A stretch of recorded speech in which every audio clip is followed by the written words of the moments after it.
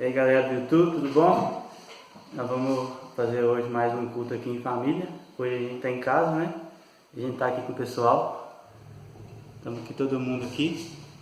Vamos adorar o Senhor mais uma vez. Aqui todo mundo junto em família. Aqui a família toda reunida. Isso. E vamos começar cantando grandes coisas.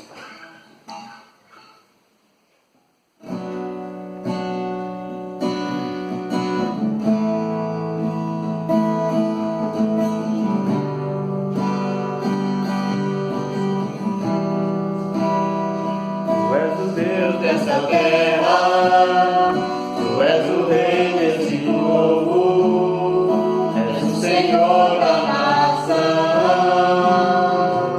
tu és a luz desse mundo, esperança para os perdidos, tu és a paz dos cansados, tu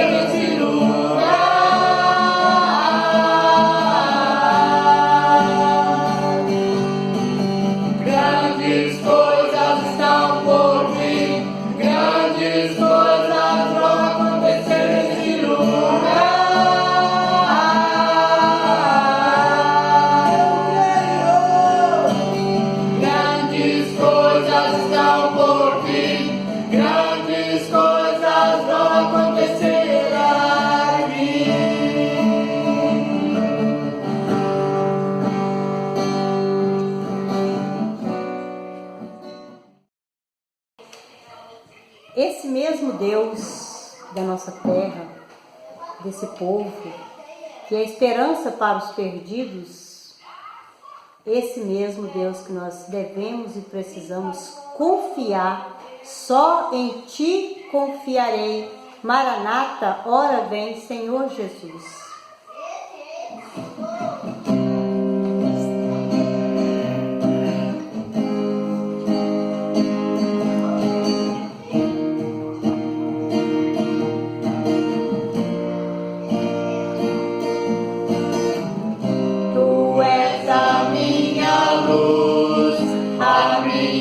Salvação, e a Ti me renderei. Se ao Teu lado estou, seguro em Tuas mãos, eu nada temerei. Oh, oh, oh, oh.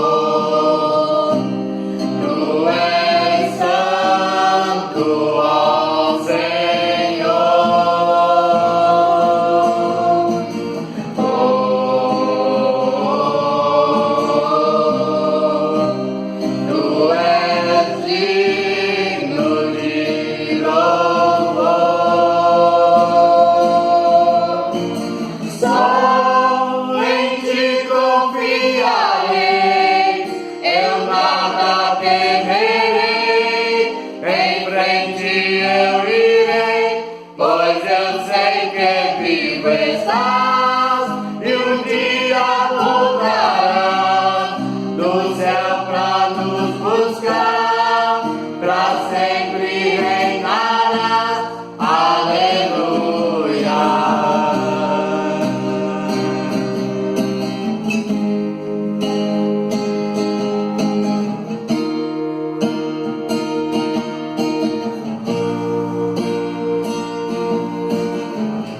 Tu és a minha luz, a minha salvação, e a ti me renderei.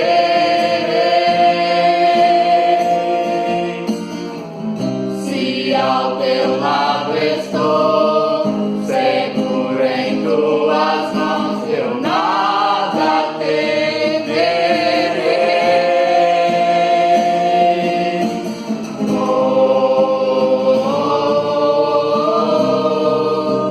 Tu és santo, ó Senhor.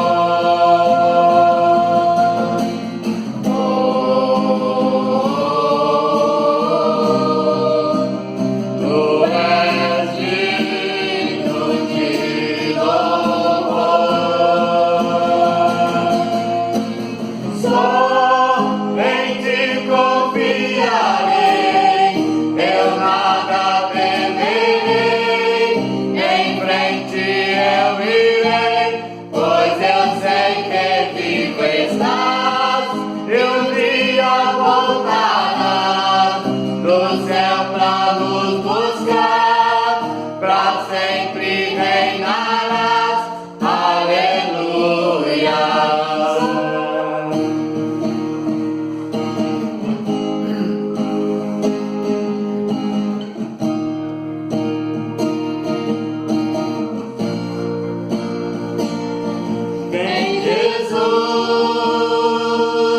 Vem Jesus, Maranata, ora vem Senhor Jesus. Vem Jesus,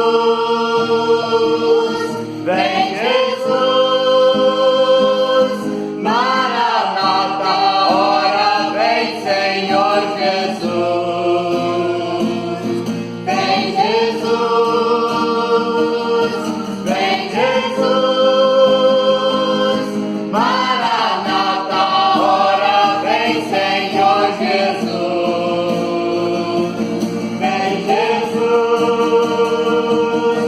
Vem Jesus, Maranata, ora vem Senhor Jesus. Só em ti confiarei, eu nada temerei. Em frente eu irei, pois eu sei que vivo estás. E um dia voltarás do céu pra nos buscar, pra sempre reinarás. Aleluia. Só em ti confiarei, eu nada temerei. Em frente eu irei, pois eu sei que vivo estás. E um dia voltarás do céu pra nos buscar, pra sempre reinarás. Aleluia.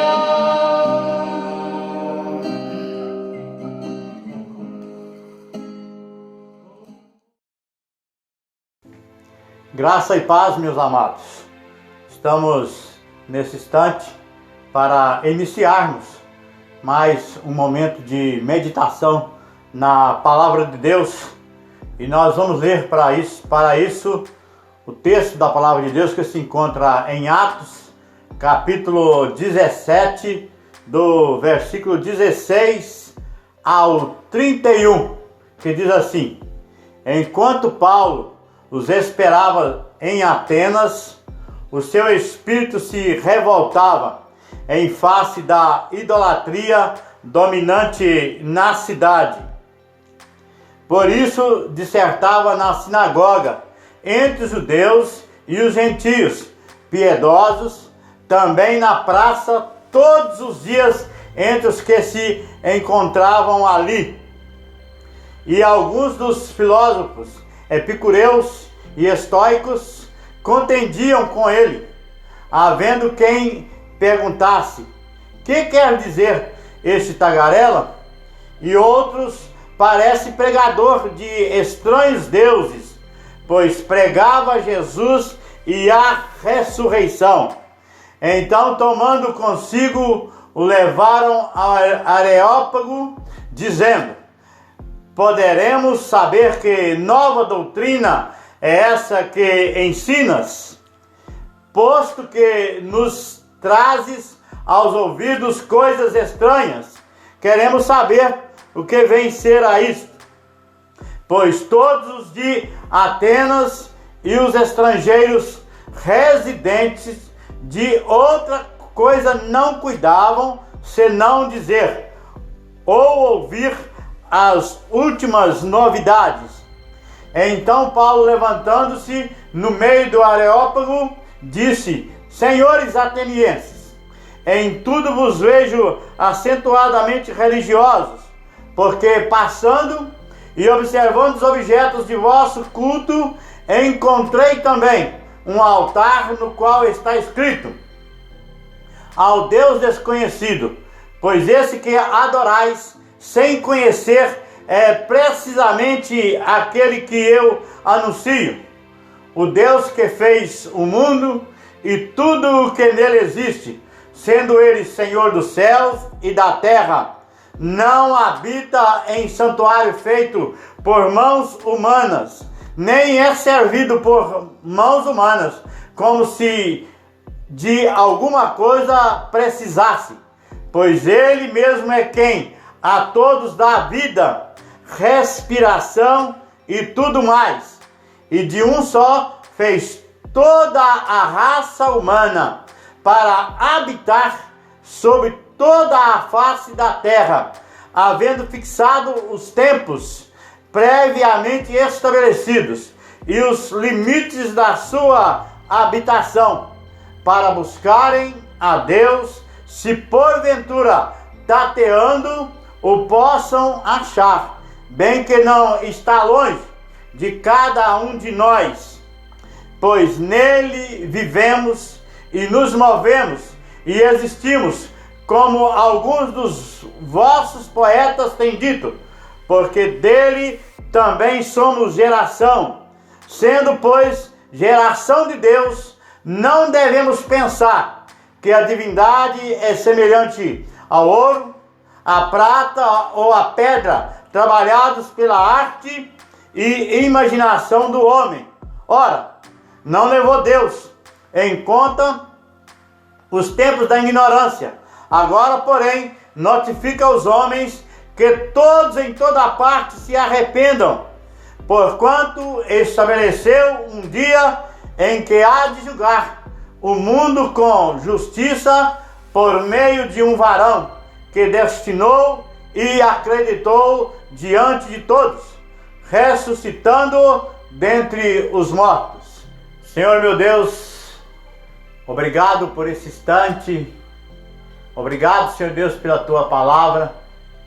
Nesse instante queremos pedir que o Senhor esteja perdoando os nossos pecados e, através do Espírito Santo, o Senhor esteja nos iluminando para que a meditação da Tua palavra seja segundo o Teu querer e que ela venha até nós e vá também pelo Teu Espírito Santo a cada coração alcançado por este vídeo. Amém. Querido ouvinte, o texto que nós lemos fala a respeito do apóstolo Paulo em uma das suas viagens missionárias, e ele chegando em Atenas, e ali ele ficou por alguns dias esperando os seus colegas que ficaram para trás chegarem, para juntos, eles evangelizarem aquela cidade. E nesses dias que ele estava esperando, ele ficou observando o movimento da cidade e o que ele percebeu que havia naquela cidade ali uma grande idolatria. E diz o texto que Paulo se entristeceu com isso, e entristecendo, ele começou a falar de Jesus, né? E do Jesus ressuscitado, e falando também, indo até Areópago, né? Ele ali discutia com as pessoas, discutiam na praça, e a gente percebe que ele provocou ali naquela cidade um grande alvoroço. E ele chegando, ele foi até lá no lugar de reunião, e ele percebeu que ali tinha diversos altares, cada um, né, altar, ou no altar diversas frases com o nome de diversos deuses. E eu acho que tão religioso que aquele povo era, eles parece que tiveram a preocupação ou o cuidado de não esquecer, né, de nenhum Deus. E lá no meio eles colocaram uma frase dizendo o seguinte, né, ao Deus desconhecido.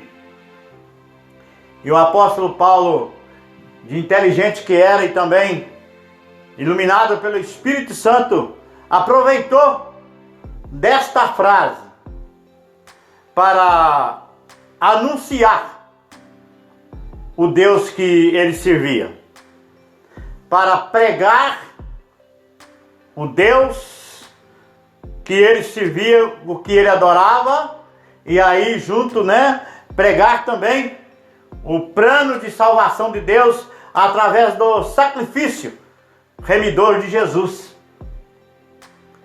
E ele começa descrevendo o Deus, né, que ele servia como um Deus criador. Até hoje existem diversos deuses que é adorado aí na face da terra. Na Índia são milhares de deuses. E por que não dizer que no Brasil também tem, além de deuses, né, santos que são adorados, mas nenhum deles podem dizer que o seu Deus é um Deus criador. Alguns falam que seu Deus fez algo de bom por um povo. Alguns falam que seu Deus teve uma história muito bonita, coisas assim. Mas nenhum deles pode dizer, né, como o apóstolo Paulo, o Deus que eu adoro, o Deus que eu sirvo, o Deus que eu prego, é o Deus criador. É o Deus que fez, queridos, como diz ele, todas as coisas que existem. É o Deus que fez os céus, é o Deus que fez a terra, é o Deus que fez você, é o Deus que me fez. Era o Deus que ele servia. E você? Qual é o Deus que você tem servido? O Deus que você serve é esse Deus criador? É o Deus que fez todas as coisas? Além de fazer, né? Ele é o Deus que sustenta todas as coisas, inclusive eu e você, até hoje.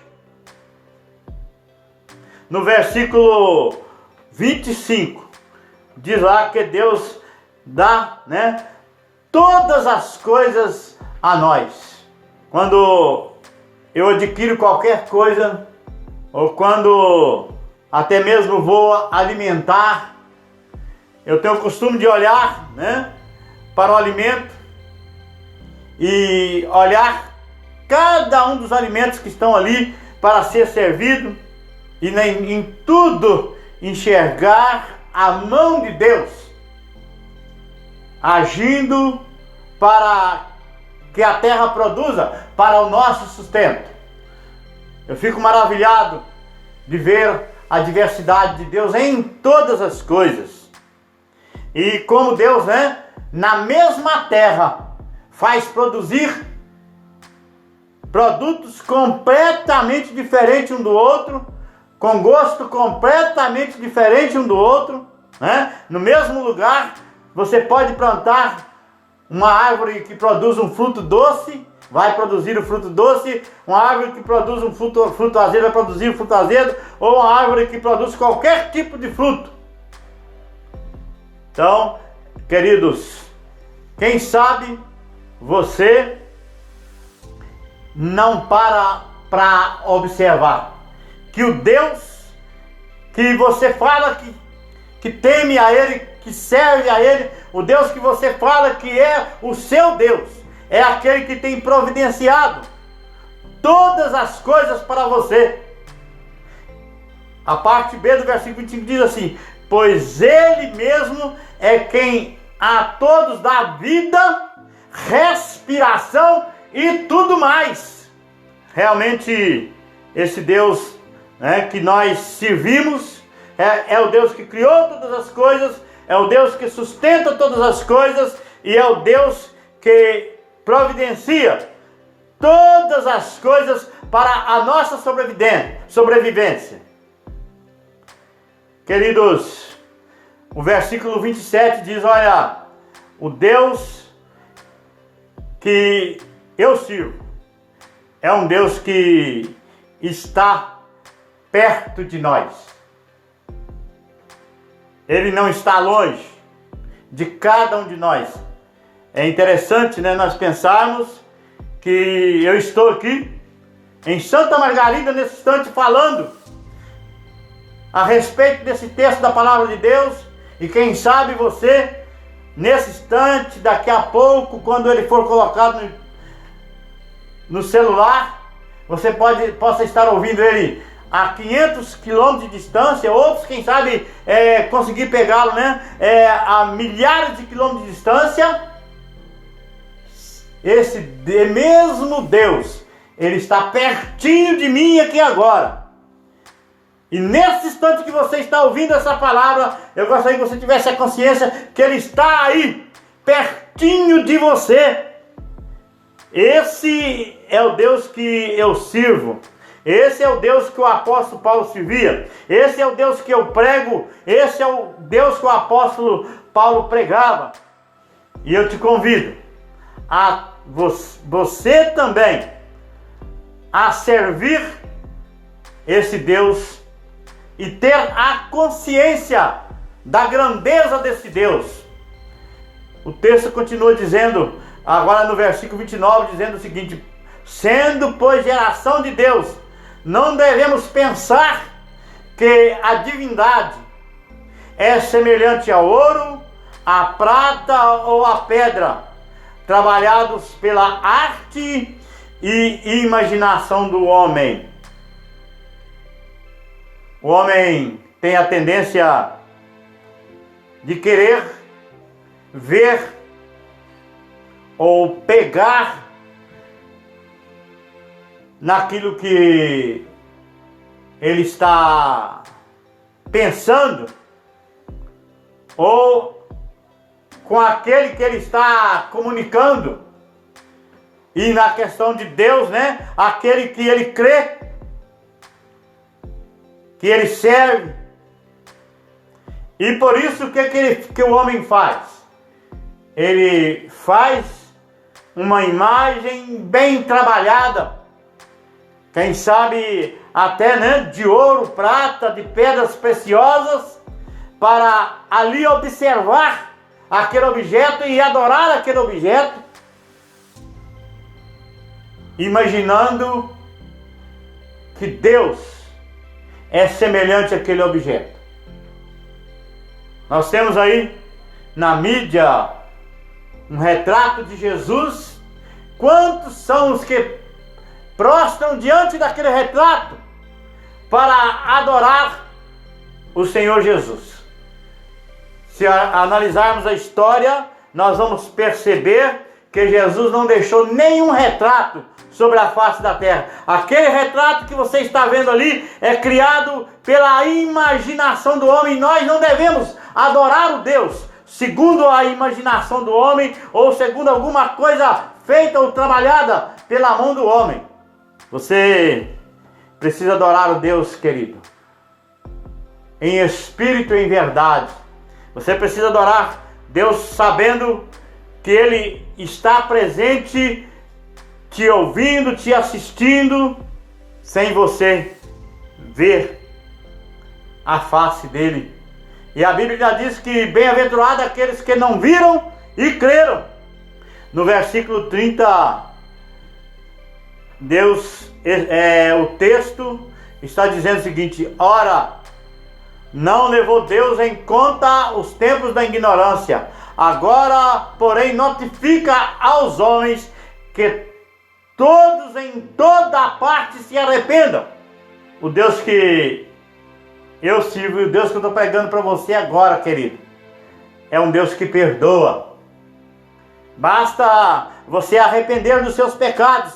Não importa o tipo de pecado que você praticou até hoje ou a quantidade de pecado que você praticou até hoje.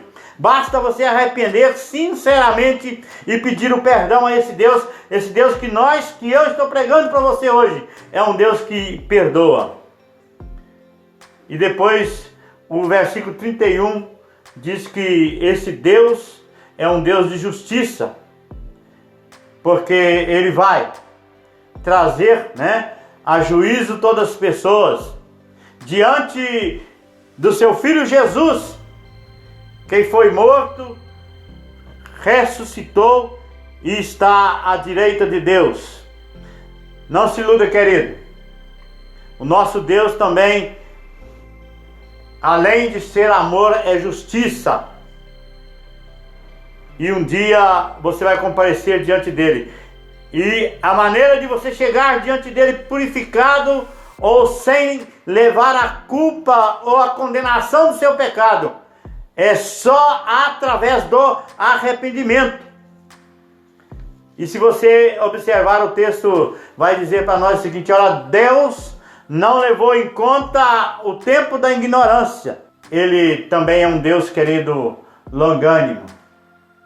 Não importa quantos anos você já viveu, e se viveu todos esses anos no pecado ou distante de Deus, Deus quer nesse instante que você se arrependa e quer nesse instante te purificar dos seus pecados.